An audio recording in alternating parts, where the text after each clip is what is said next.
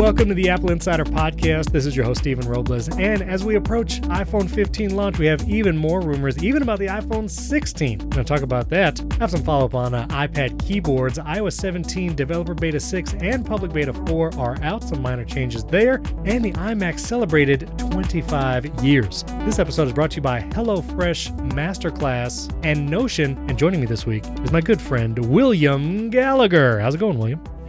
Well, I was going to say it was fine, but you've got iPhone 15 and 6. I have iPhone 17. iPhone 17? Oh, my. Ah, yes. Oh, my. I know when it's coming out. Everything.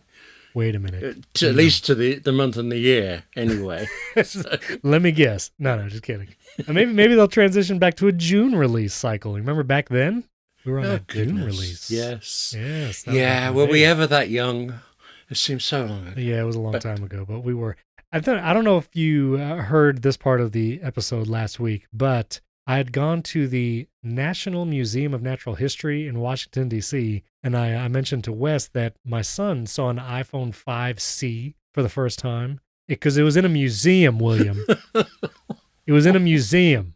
Okay. I just want to point that out there. I saw the next cube that the entire internet was created on in a museum in Bradford here in the UK. Wow. And that was quite thrilling as well, but didn't make me feel old at all.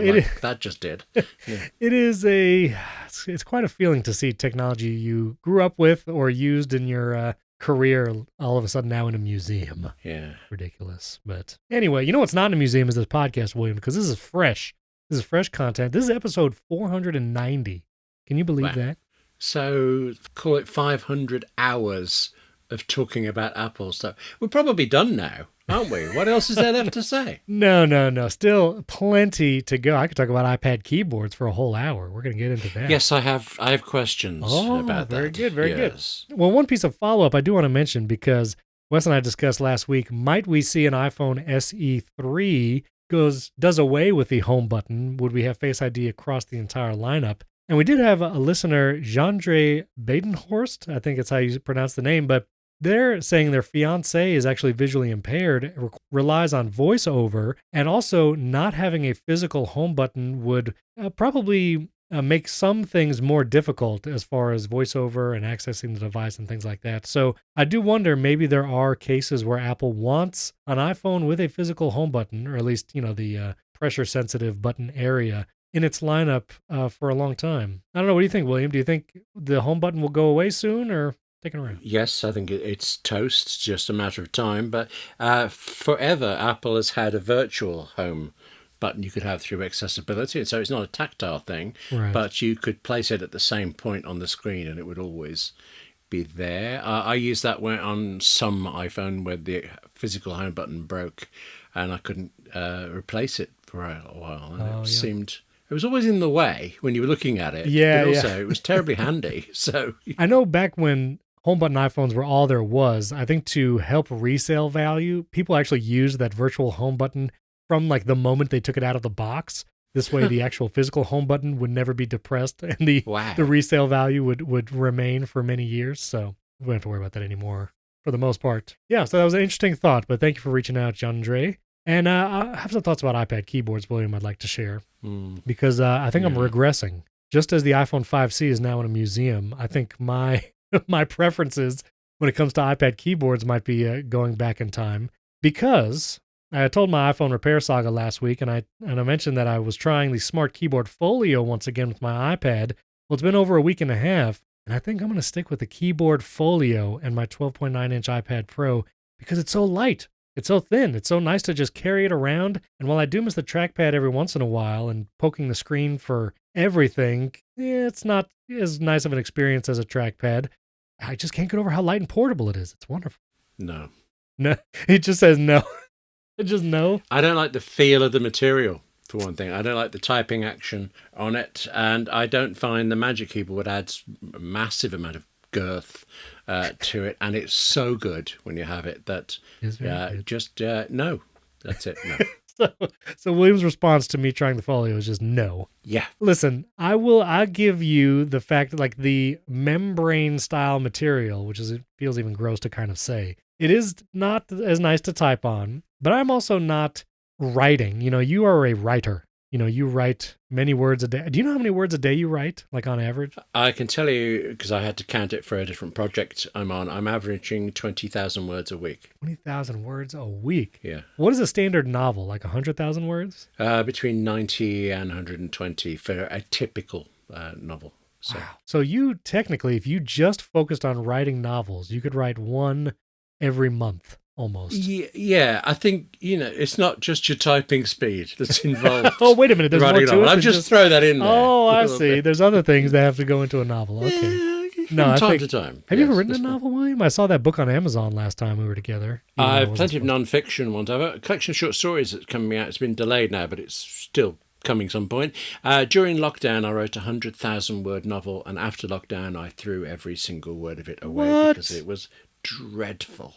How do you know it was dreadful? Did anybody read it? Because I read it. Well, nobody's going to read that one. It is toast. I'm 50,000 into a complete, not a replacement, some similar things, but it's a new thing. So wow. Well, I would be very curious. I would like to read a William Gallagher novel. You have that black and white moody photo on the inside flap with your profile. That's true. Mm-hmm. That's true. Yes. Also, it's practically all done, isn't it? Then really. I just pretty much press a few keys. Just have ChatGPT generate some prose for you. You do that. Yeah, gotta go. I'm in a tunnel. No. I have a question about a movie because we often talk about movies here. Everyone on social media is now asking whether or not you read the scripts for movies before you see them in theaters. Yes, I do. What movie were people talking about before? Was it the Barbie movie you saw? I saw the Barbie movie the other weekend, and it is superb. Oh. I mean, the things I didn't like in it, tiny, tiny little things. But it's just a fantastic piece of imagination, something I could never have written, and I deeply admire it. And it is so clever, so funny. It's just glorious. So the moment that script is available, there's a trade paper called Deadline that very often features movie screenplays in full as part of an article about them, and I'm crossing fingers that Barbie by Greta Gerwig and Noah Baumbach, I think that's how you pronounce his surname, that will be in there somewhere, and the moment it is, I'm reading that. You bet. Yeah. All right. Have you ever seen Dead Poets Society? Oh, yes, a very long time ago. On television, because I'm too young to have seen it at the cinema. Okay. Yeah. Okay. Okay. I'd actually never seen it. Oh. And I know it's like a classic. So we actually just started watching it last night. And so I was just curious. Whoa. Just started watching it. It's only a film. Do you take your films in 10-minute chunks or something? Listen, I don't want to get into this. I do a movie podcast, and my co-host there also rails that I do not typically finish a movie in one sitting because I have 3 children. I typically do not get to watching a movie until it's late. And then it's too late. If I watch the whole thing in one sitting, it'd be 1 a.m. Yeah. I stop halfway through. Is that sacrilegious to you, William? Well, I don't see why 1 a.m. is a problem. I remember I once, when I worked on Radio Times, we got early release of, remember Battlestar Galactica, the original miniseries, the 2000 things, lying on a desk in the film department for ages because of some Sky delay. One day, I got really bored, had a long journey. I borrowed part 1, loved it, and then gave it to a friend who said she started watching it at midnight thinking it was an hour-long show. And the next thing she knew, it was getting on for 3, and she could not leave it. See, that's the thing. So watch better films late at night. That's what you need to do. See. Okay. Well, anyway, I enjoyed the first half. We can maybe finish it tonight. But anyway, back to iPad keyboards. I understand the consternation on the Folio. It's not the best feel, although I feel like I could spill an entire pitcher of water on this thing and it would be fine.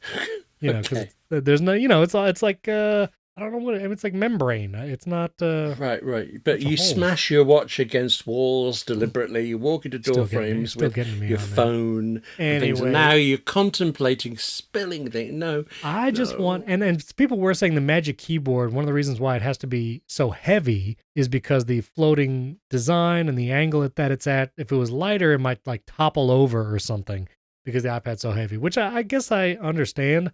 But that makes sense. Yeah, I get it. I'm kind of hoping for a second generation, though, that maybe it's a little lighter, maybe a little thinner, and then I'd go back to it. But it's great. Listen, the Magic Keyboard's great. I'm not downplaying it, but I've been liking the Folio. That's all. Well, that's very nice. Oh, I also wanted to ask you, too, about AirPods, William. Yeah. This is the part where this is me asking William things. This is the first now part of the show when William's on. Please let there be things I know the answer to, because I'll feel extra dumb.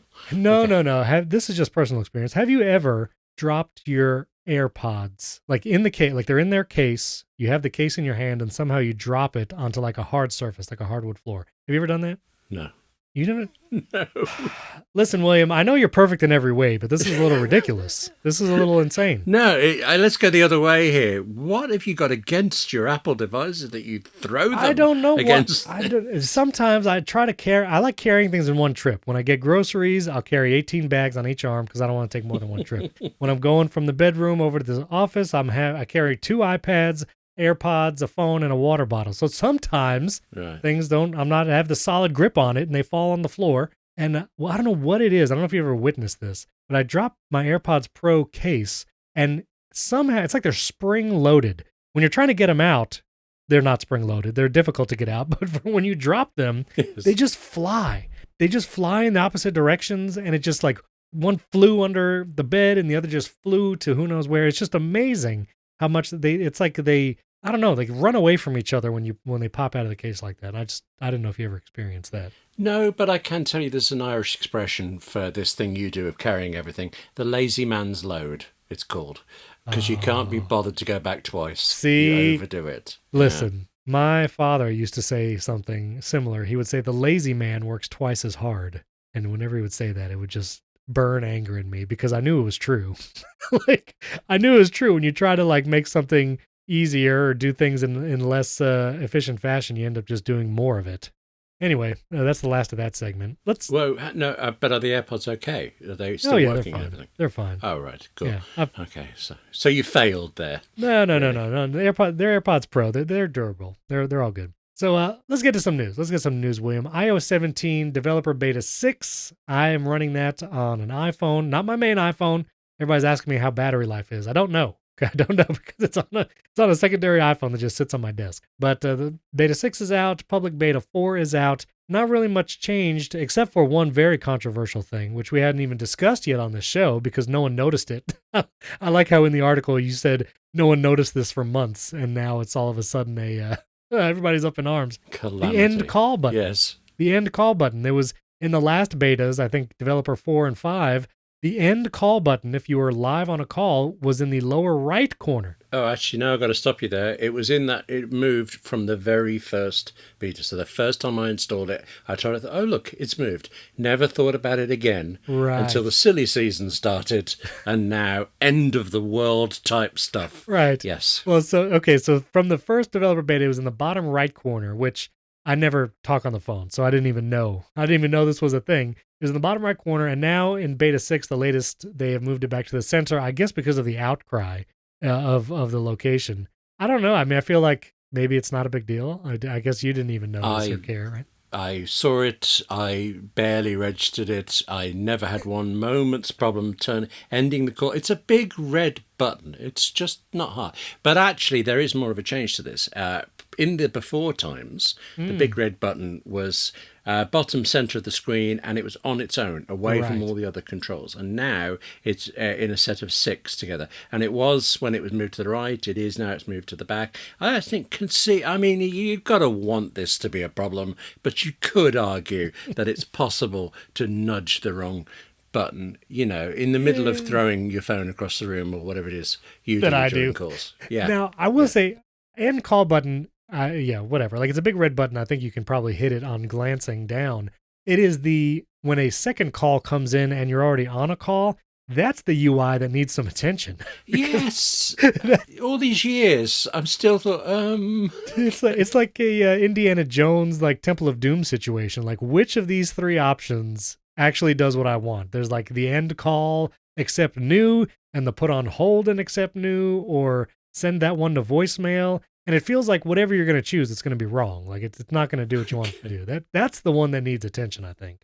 I don't know. I feel like if a second call comes in, maybe just show controls that affect the second call that's coming in, like send to voicemail or like accept or put on hold or whatever. Or like merge. like just have the controls do it. Because right now it's like this combination like two circles overlapping, and it's trying to tell you what you're going to do to the incoming call versus the one you're already on. And I feel like that's what confuses it.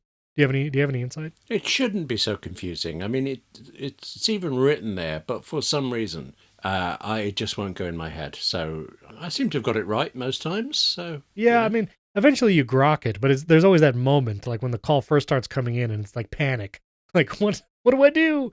But yeah, it's probably fine. Do you ever remember *66, the busy signal fix? Did you guys have that in the UK? I don't think I've ever heard of it. A busy signal fix. I know the kids today don't know what a busy signal is, but back in the day when you would call a phone number like a house phone, if that person was already on the phone, then you get a busy signal. I will play the sound effect here for our listeners who might have never heard it.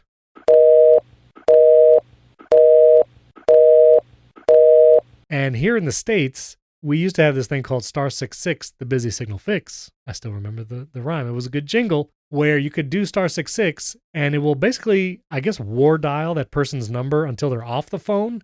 And then when it starts ringing that person's phone that was previously busy, it calls you back as well, and then it connects you. So that was the busy signal fix. I don't know I've already lost it. Busy signal thing. But I think we had something like that. I was too young, really. But there we go. Oh, I guess I'm older than you. Work with me on that. Yes. Okay, yeah, sure. I get it. This episode is brought to you by Notion. Guys, I've been using Notion for many years, and I just love it, not only for organizing my projects, both personal projects and work projects, but now with the incredible tool Notion AI, it helps me brainstorm topics for podcasts or even questions for an interview. Then I can even take things like the transcript from a podcast and ask Notion AI to summarize it, make podcast titles and descriptions. It is just an incredibly powerful tool, especially when you feel stuck. Maybe you feel some writer's block, or you're just not sure what you should podcast about next, or maybe you need help writing. Well, Notion AI can help with all of that too. Notion combines your notes and docs into one space that's simple and beautifully designed with the power of AI built right inside, not a separate AI tool or browser tab, which is amazing. You just hit the little / AI, and Notion AI will actually give you a bunch of places to start from. That's one of the difficult things with using stuff like ChatGPT is you just get a blank text box. There's not really a lot of prompts or things to help you get started, but Notion AI takes care of all of that, giving you many places to start and ideas for using their AI tools with your writing. Notion AI helps you work faster, write better, and think bigger, doing tasks that normally take you hours in just seconds. Leverage the power of AI right inside Notion across all your notes and docs without the need to jump between your work and a separate AI-powered tool. Whatever you're working on, Notion AI lets you skip to the good part. I also ask Notion AI to help me come up with social media posts based on podcast topics or descriptions. It can do all of that for you. Just tell Notion AI what to do. The more details, the better. Start a prompt and go from there. Have it write a blog post, make an outline, brainstorm ideas like I mentioned, and more. It can also translate into any language, help you improve some of your writing and change the tone, make it sound more formal or more casual, and a ton more. So try Notion AI for free when you go to notion.com/AppleInsider.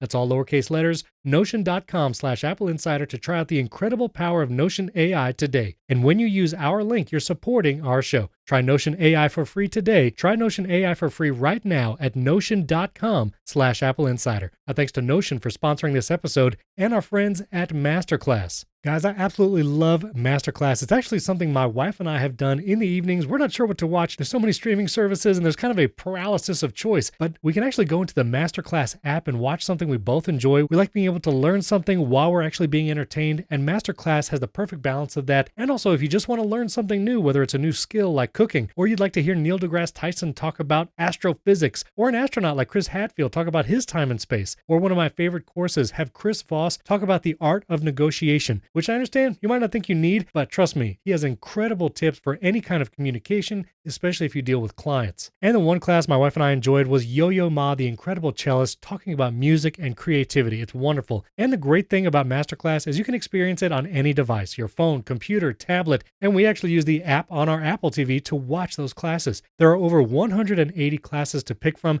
An annual membership start at just $10 a month, and you get unlimited access to every instructor, thousands of online lessons, exclusive content, insights, and more. And what's great is lessons are just about 10 to 15 minutes, so you can just watch one on a lunch break or binge an entire class in an evening. And one of the things I like to do is start on my phone, maybe I'm watching it, and then if I need to jump in the car, you can just hit this little toggle and start listening to it like it's a podcast. And if you're listening to this, you probably like podcasts like I do, and it's just a great way to listen to this kind of content. So get unlimited access to every class, and right now, as an Apple Insider listener, you can get 15% off when you go to masterclass.com/AppleInsider15. That's masterclass.com/AppleInsider15 for 15% off an annual membership. Masterclass.com/AppleInsider15. Our thanks to Masterclass for sponsoring this episode. All right, let's move on. iPhone 15. I'm not going to go through all the rumors that have gone since time immemorial. We know titanium around the edges, there's going to be less bezel, things like that. But some recent developments. Regular leaker Majin Buu on X, the artist formerly known as Twitter, is now showing some images that purportedly show the iPhone 15 Plus with a USB-C port. I think it's all but certain that we are getting USB-C on these devices. But even more than USB-C, Charger Lab actually has some images that reveal it will be Thunderbolt on multiple of the devices, which I think totally makes sense. The 15 Pro, 15 Pro Max, not only USB-C, but also Thunderbolt for those data speed transfers. And especially if there's going to be increased video, which I don't think we've heard of this rumor, but it has been a long time since we had 4K video. I believe it was the iPhone 6S that introduced 4K video recording.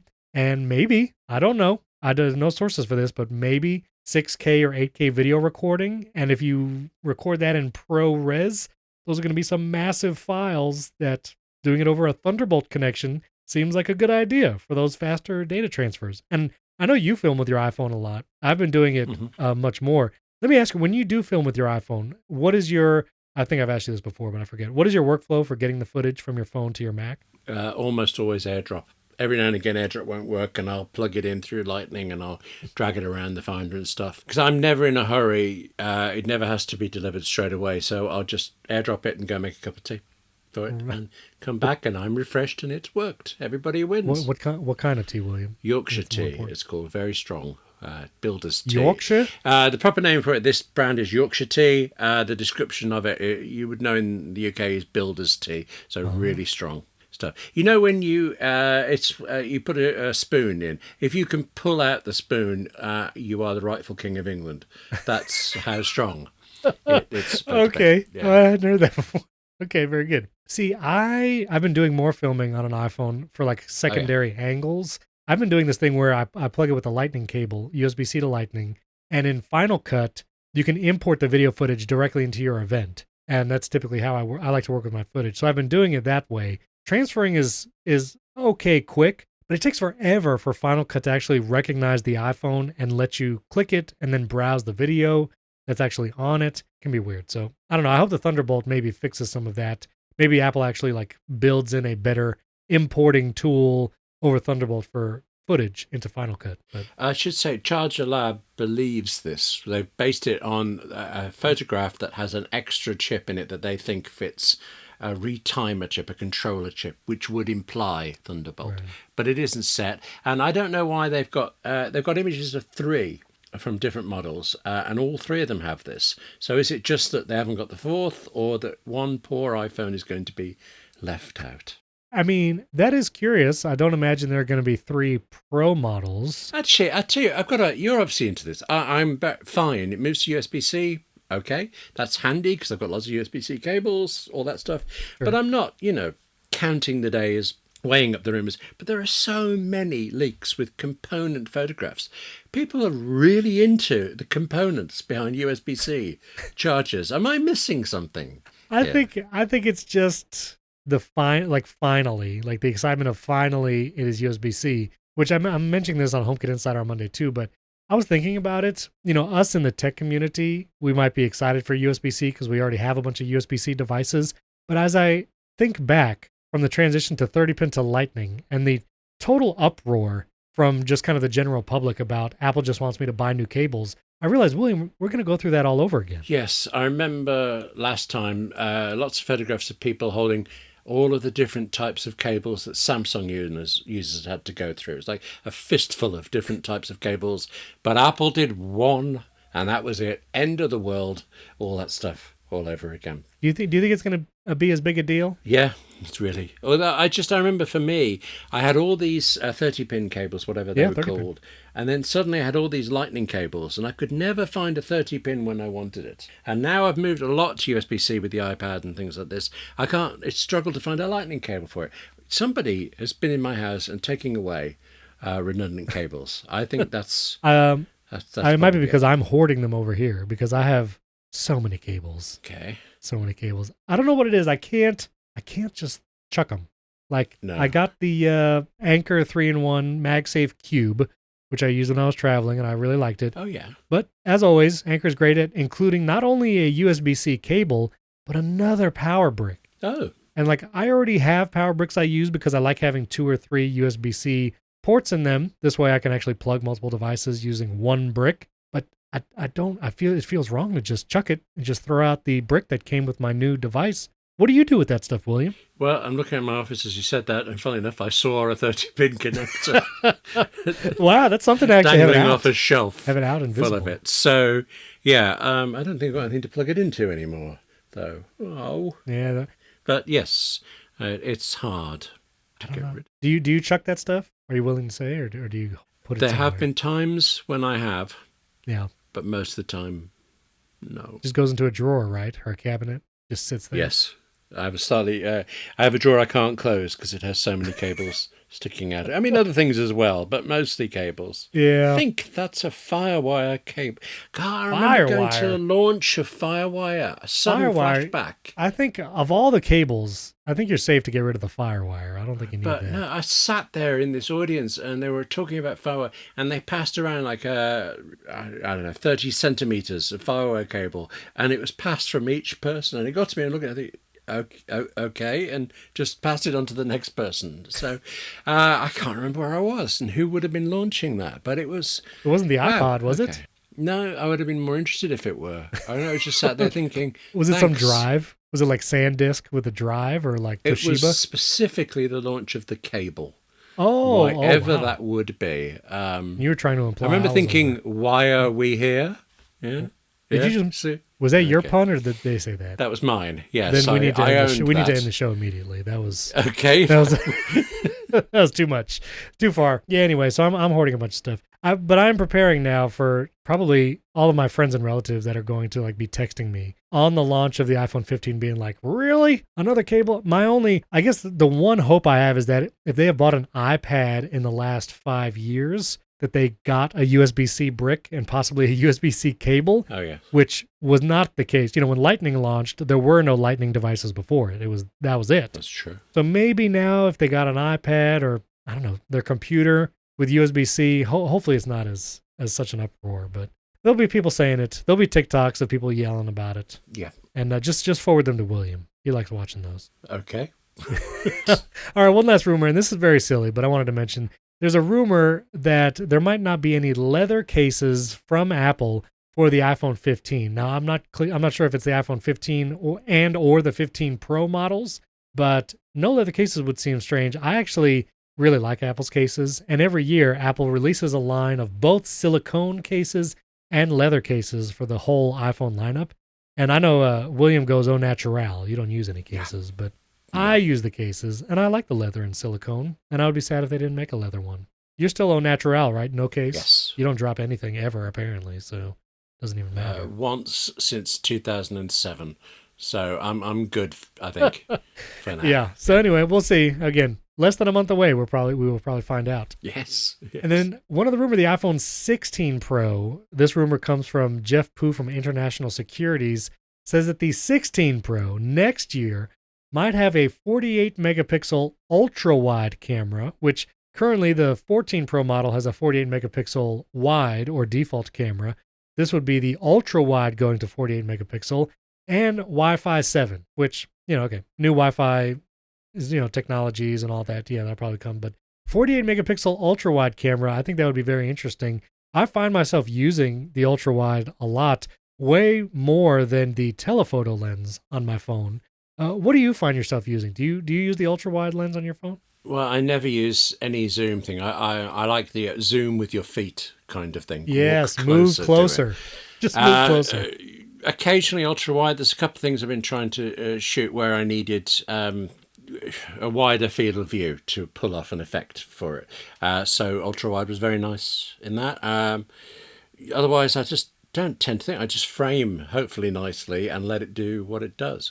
But Jeff Pugh's thing, it just sounded like so they're going to have a better camera and there'll be something newer in it. It didn't feel like it was really necessarily based in any actually, because as I know, the iPhone 17 Pro is going to have an even better camera. Oh, probably Wi-Fi 8. You heard it here That's first. what I'm thinking. Yeah, you heard it here first. First and last. Yes, you heard it here.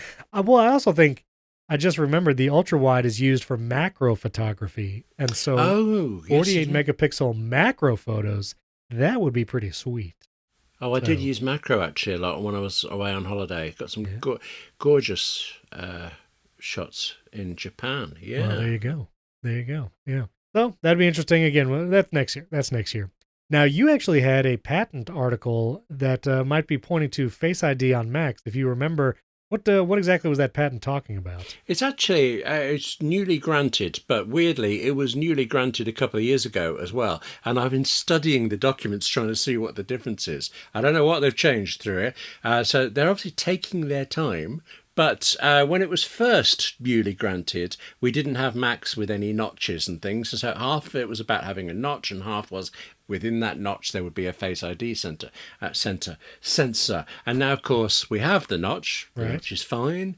It actually just seems weird that we don't have Face ID tucked in there, but Apple would clearly like us to. So typical patent stuff. It discusses how it might be achieved rather than what it might be used for example. But in this case, the use is just authentication. So it's kind of obvious what they want it for. See, I was thinking about my MacBook Pro and if and when I would ever want to update it. And I feel like I'm good with all my Macs until Face ID.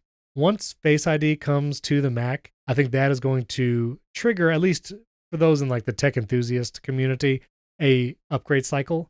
Because I would love that. Like, I know people are like, yeah, Touch ID is fine on the MacBook Pro and like on the Magic Keyboard that I have. And like, yes, it is fine, but Face ID is just so much better. Like, it basically authenticates without you literally having to do anything different. Like, you're already looking at the screen. And this, I feel, especially on the iPad Pro, is if I'm doing anything on there and something tries to authenticate, like it just happens. Like it's already done. Like I didn't have to do anything. I didn't have to move anything. Didn't have to think about it. And I think that is going to, I don't know, I think it's going to make the Mac experience a lot better. And I feel like if Face ID can come to the MacBook Pro and like this patent was kind of showing to the iMac line. True. I feel like they could also, maybe I'm wrong, but maybe build it into the Studio Display and Pro Display XDR. And I think that only because the Magic Keyboard with Touch ID, it is only communicating via Bluetooth. And if you have a display that communicates via hardwire, via Thunderbolt, I would imagine there could be some kind of authentication. Maybe they throw like a T2 chip in the Studio Display and Pro Display XDR. You could just have Face ID everywhere, just on all the Macs. I feel like that would be wonderful. Are you excited for that? I hadn't thought about the security implications until you said that. I mean, Studio Display and Pro Display, they're quite thick things, whereas a MacBook screen, the top part of the chassis is very small, very thin. So you can see it being easier to go into a Studio Display than a MacBook. Yeah, but there's a camera in there now already, True, that's true. There's a camera in the lid, so just stick a Face ID sensor in there. I'm excited for it. I think it'll make for a better experience. And also, people like to use different keyboards with their Macs. Like that is a very popular thing, especially the mechanical keyboard community. I know Wes uses mechanical keyboard. And one of the biggest holdups for me has been if I try a mechanical keyboard, missing Touch ID is just such a huge loss from unlocking the Mac to doing Apple Pay, authenticating applications like 1Password. And I know people like Jason Snell and Mike Hurley will literally like duct tape a Magic Keyboard underneath their desk so they still have access to the little Touch ID button. And I'm like, this is a crazy world to do that. I mean, just Face ID. Just Face ID on the Mac. It'll just solve it all. That's what I'm hoping for. I did find once I got my MacBook Pro and was used to Touch ID on it, I did buy a separate Touch ID keyboard for my Mac Mini. So, yes, I'm with you with liking it. I'm more all right with it than you, I think. But I wouldn't change just to get Face ID. But, You have a 14-inch MacBook Pro, right? Yes, I do. Yes. Do you charge with the MagSafe or with USB-C? I split between the two. Actually, right now, I'm using it and it's charging through the MagSafe thing. But in my living room, where I sometimes work because it's a little bit cooler, we have a USB-C thing and I just whack it in every now and again. I see that it's slower, but it's Right. convenient. So yes, I'll use them all. Yes, all the technology. You just whack it. You just whack it in there. You're getting on to me for throwing my AirPods everywhere. Talking about whacking your MacBook Pro. Yeah, for whack, read carefully insert into the correct port. It's a small Very nice. difference, but Very nice. This episode is brought to you by HelloFresh. Guys, I cannot tell you how much I have enjoyed HelloFresh recently. We've been getting multiple boxes, and it has become a family affair. My kids really enjoy learning how to cook and making new dishes, and sometimes it can be hard to get new ideas. And you've probably experienced looking for recipes online is an effort in futility. First of all, there's like 3 pages of something before you even get to the recipe, and even then it might not be great. Well, with HelloFresh, you get incredible recipes with the ingredients and the food needed to actually make it at home. It's quick and easy. I highly recommend. Plus, fall is right around the corner, and HelloFresh is here to help you plan for the busy season ahead with tasty dishes delivered to your door. Simply choose your recipes, pick your delivery date, then lay back and enjoy the last days of summer knowing dinner is covered. And going to the grocery store is also a hassle. You don't have to worry about going to the grocery store anymore when the food is just shipped directly to your door. Does it seem like your family is hungry like all the time, which is like mine also? Well, you can actually add snacks, sides, and more to your weekly HelloFresh order. Just simply shop HelloFresh Market and take your pick from a curated selection of over 100 add-on items. We cooked some pork tenderloins with a glaze and rice recently, and this incredible Gouda burger and this relish on top. Honestly, it was one of the best burgers I have ever had. And I've had a lot of burgers at places like Five Guys and In-N-Out. I'm not getting into a fight right now.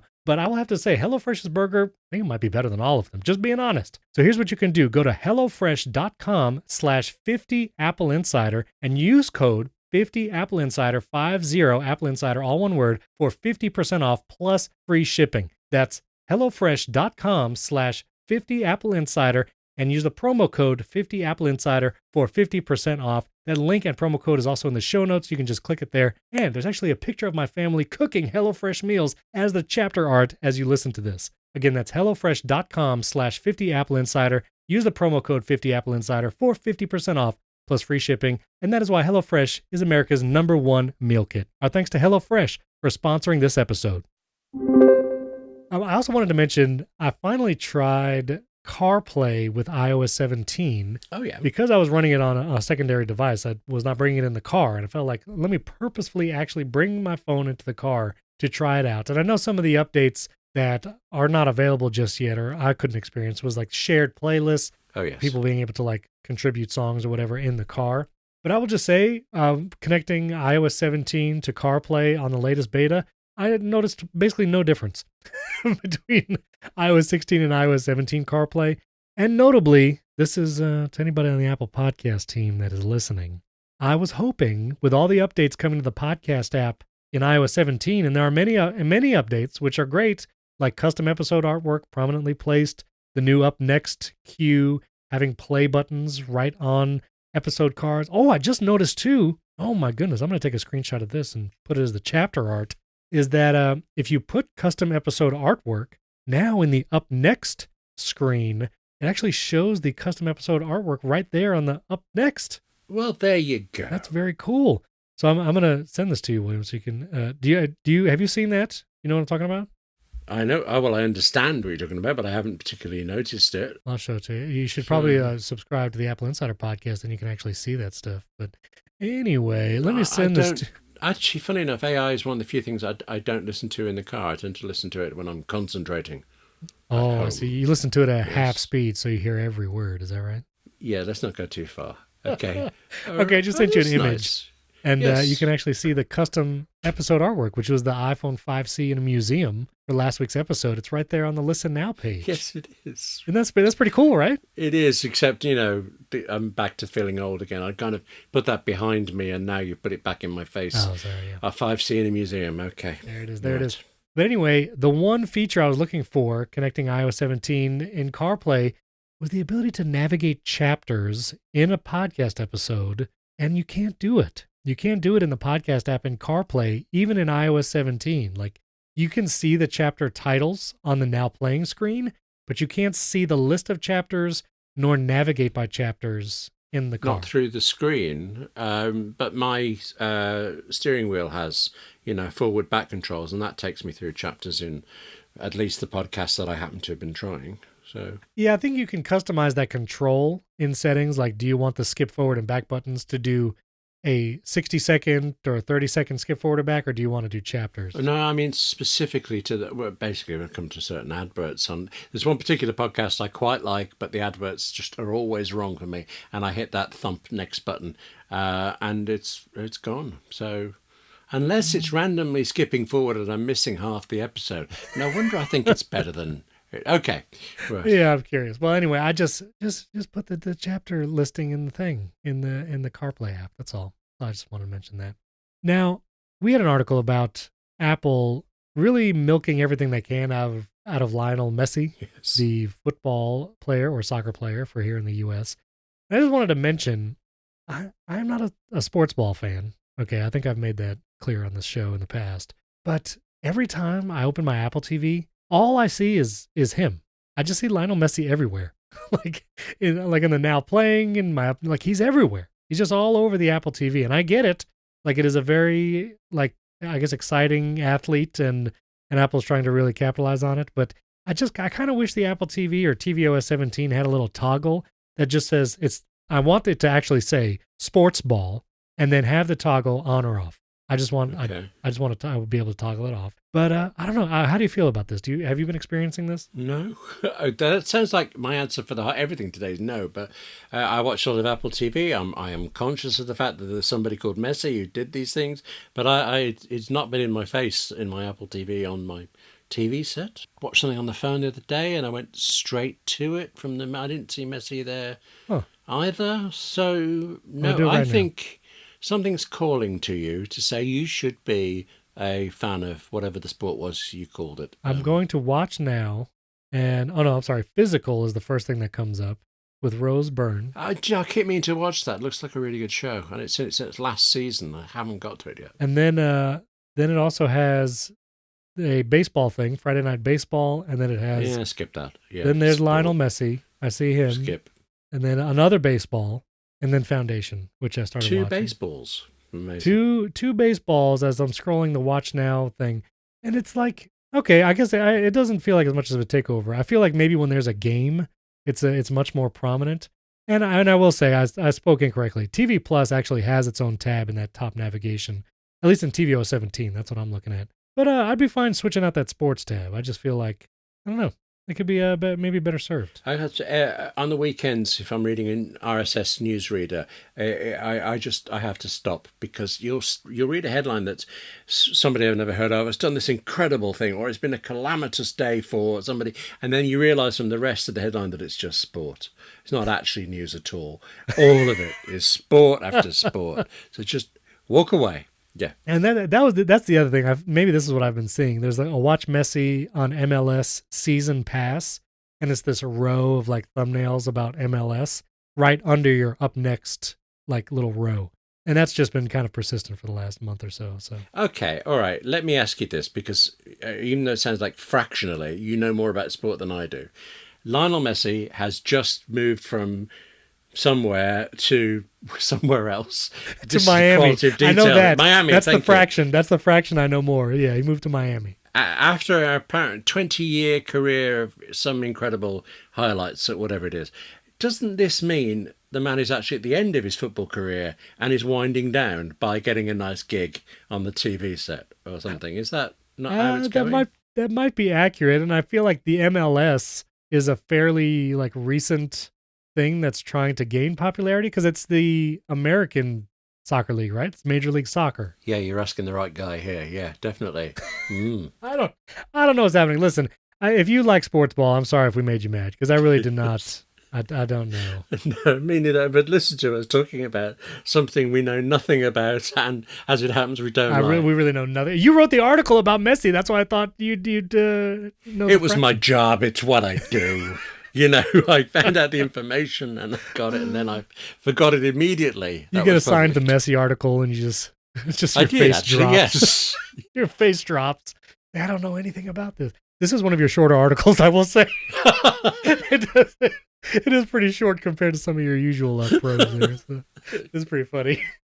Oh, look, at the very bottom it says, I really didn't want to write this, but it's very small print. It's just very, very small. It's amazing.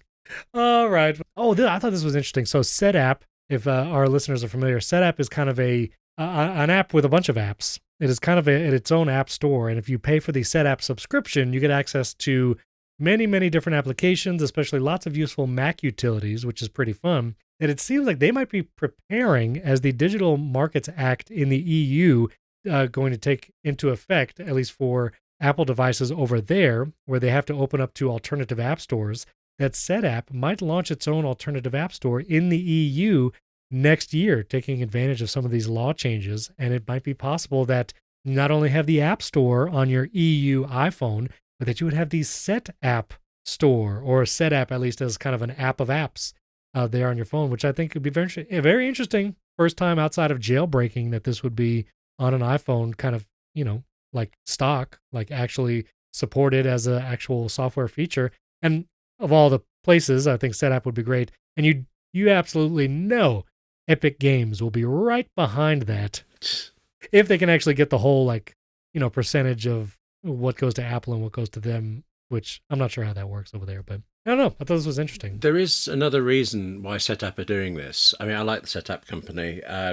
At the moment, it's something like 230 full Mac apps if you sign up for it. And there's some very good ones in there. There's some rubbish filler, but it's a good deal for it on the Mac.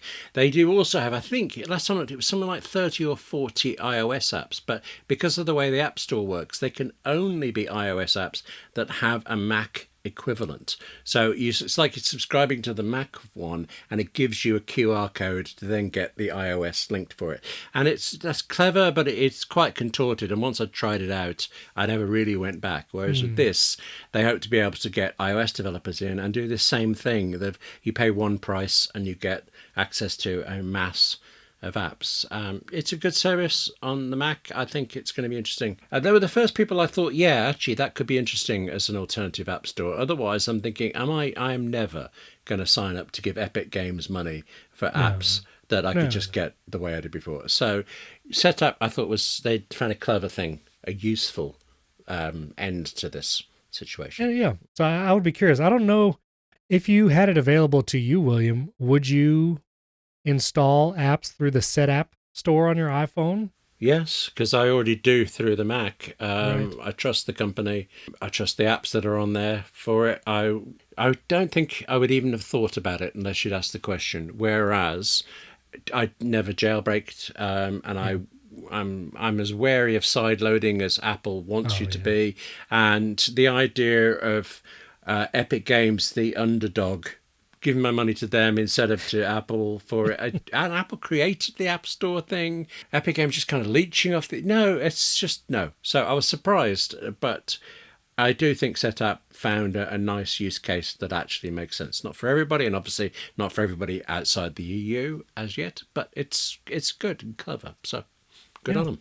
Well, finally, I do want to touch on, I mentioned that the iMac celebrated 25 years. I'll put our article in the show notes. Again, William wrote that. Just a nice little walk through memory lane of the iMac.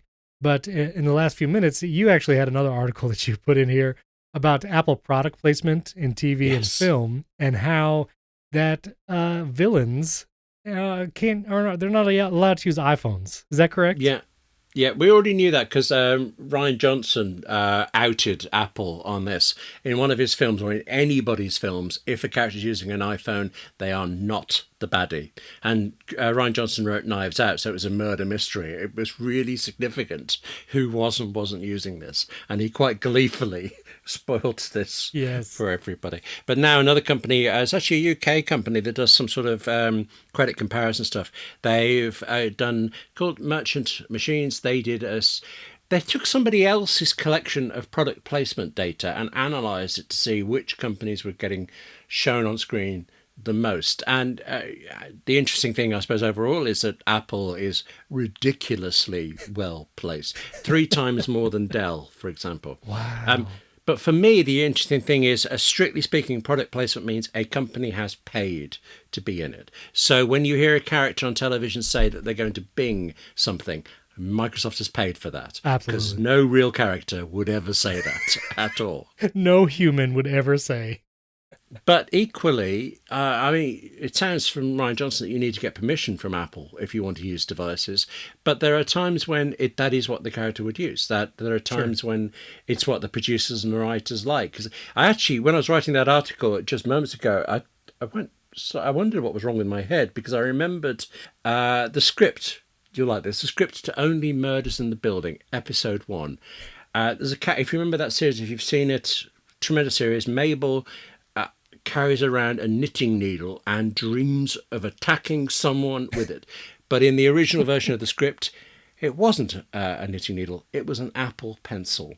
Oh. And I mean, this is a family show. There is no way I can tell you what Mabel says about Android phones in a voiceover in that version of the script. Wow. And yeah, it's 2 years since I read it. Got to check this, went to it. No mention of the Apple Pencil. Wow. Everywhere. But then I found an earlier draft, which is obviously the one I'd caught a couple of years before, and there it is. This foul-mouthed tirade about Android and people being attacked with an Apple Pencil. Apple did not pay for it to be in the script, so that was in there because the writers, Steve Martin and Jeff Hoffman, wanted it for that character. So the point of all this is you don't know that Apple has paid, but the odds are most of the time it has, and it's paying a lot. I mean, do you watch The After Party?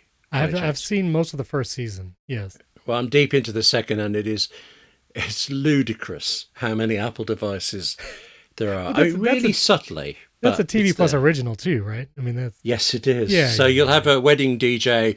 Of course, he has AirPod Max. The lead character, the murder victim of the story, seems to run his whole crypto business through a Mac studio.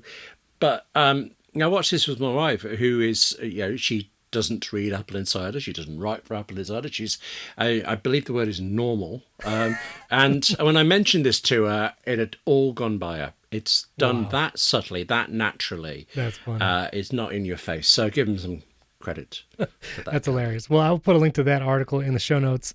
And to everything we discussed, thanks for tuning in. You can, of course, support the show, patreon.com/AppleInsider, and directly in Apple Podcasts. And, hit us up on social media. William and I are everywhere. Those links are in the show notes as well. Thanks for tuning in. We'll catch you next time.